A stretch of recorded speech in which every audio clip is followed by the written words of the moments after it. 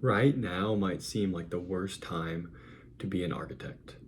Today, I'm going to talk about how the recession is affecting the field of architecture, recent trends, and how you can protect yourself and become recession proof. A moment when it seems like all things are moving away from architecture, AI technology, 3D printing, among other things. But is it the biggest opportunity for architects and the industry to actually have a breakthrough and propel themselves into the future with a lot of momentum? What is a recession? Well, a recession is usually 2 or more quarters of GDP declining. It is more than just an economic struggle. A recession is usually caused by excessive debt, high inflation, a real estate market, incompetent presidents, and changes in technology. These are all things we have experienced in the last couple years. Right now, architecture might not be seeing the direct impact of a recession. The reason is the industry is a little bit delayed. You see all these giant skyscrapers and big buildings in New York and other cities still under construction, and there's more plans for bigger buildings. The economy may be down bad, but architecture, engineering, and construction fields are still somehow staying afloat. Why is that? Well, there is somewhat of a delay. These buildings and these giant skyscrapers are under construction, but all the legwork that would have been affected by a recession actually occurred before the recession started. And so this is why there's so much of a push for these buildings to get finished. What this does mean is that in 2023 and maybe even into 2024, the AEC industry will definitely be more impacted by a recession. In addition, the real estate market and extremely high inflation is making it hard for clients to have the want to purchase land or space for buildings.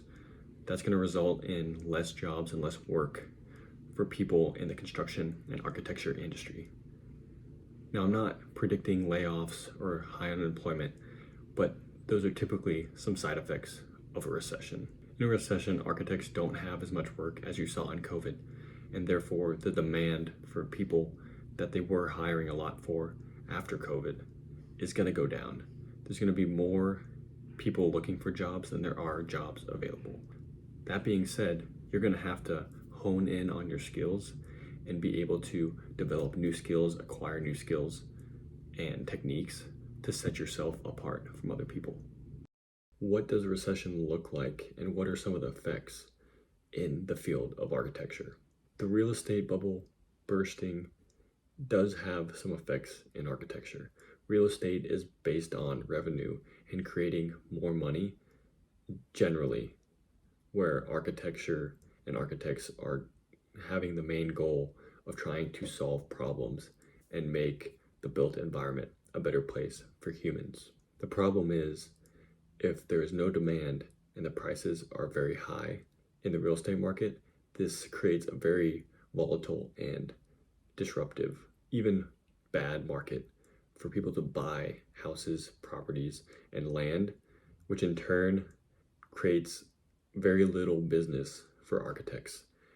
If people aren't building or wanting to spend money more than they have to, the profession of architecture isn't able to profit as much as they normally do, because it is based on a cyclical cycle where there are ups and downs, ebbs and flows.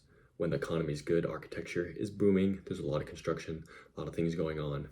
But when the market is not doing well, there's recessions and real estate bubble crashes.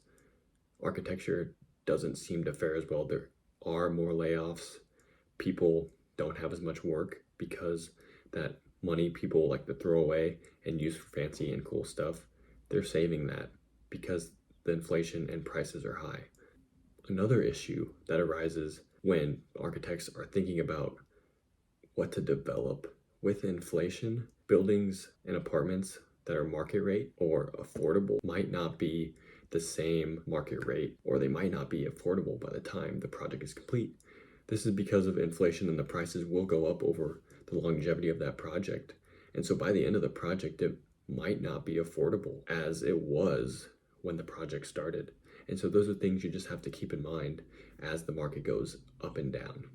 So will a bad real estate market and high inflation, will that result in lower quality homes, cheaper homes, more cookie cutter style houses, and probably more standardized forms?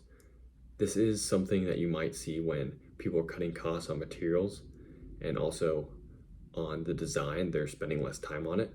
You might not see as many wild forms like that Zaha Hadid typically is known for, the curvilinear styles, which are more expensive to build. You might see more standardized square, rectangle, easy to build forms. That way it keeps costs low. Also, with the factories mass producing materials, you might see more general types and uses with those materials because they're cheaper to make and there's a lot more of them available. So contractors and builders are more likely to use them to save costs and time because they're so used to using those. The more creative side of architecture wants to use more custom materials and things that aren't as typical, which in turn are more expensive. And so you might not see as much of that in the next couple of years just because of the times and the costs that are endured because of that. And in terms of cookie cutter housing designs, this is something that's been going on a lot in neighborhoods recently where developers have set plans and designs to keep costs low that they use for all their houses. But this means that basically every house looks exactly the same. And this is an architect's worst nightmare because they hate to see something like that. They like the unique aspects of having individuality of each building and design and having the authority to control the different effects, which cookie cutter housing styles do not have. They're very boring and just aren't exciting. Now, the elephant in the room is definitely artificial intelligence and how that is going to affect our role as architects in the world. Is artificial intelligence going to put all creatives and architects out of a job? With the recent uptrends of websites like DALL-E and Midjourney that generate AI images within 60 seconds. I mean, come on, that's pretty good. I can't do that. It takes me a couple hours to several days to develop high quality architecture visualization renders. And they are doing it in 60 seconds. The short answer is no, I do not think AI is going to take over our jobs. But I do think it's a way that can help us work faster. We can use Midjourney to generate quick concept ideas for the clients, and we're not spending hours and days generating those things for them, which would also set us back on the timeline and cost us more money. Another recent positive in architecture technology, which is saving architects and designers a lot of time, is the evolution of the algorithm. Programs like Grasshopper are giving the ability to use the algorithm and these details to make the workflow faster. And things like Conveyor and Revit into Rhino are making the gap between software programs a lot smoother so that it's a lot faster and easier to work between different mediums. Historically, it's been harder to transfer between programs, and it's been a lot more work than it has to be. There is a program called Conveyor, which I've recently tried out, and it's just amazing with Rhino to Revit workflow. It basically inputs them without having to save or re-import. It does it directly by the type that it is, such as wall, flooring, etc. It's super effective workflow, and I highly recommend it as technology continues to advance and improve. Architects might have to take on a different role.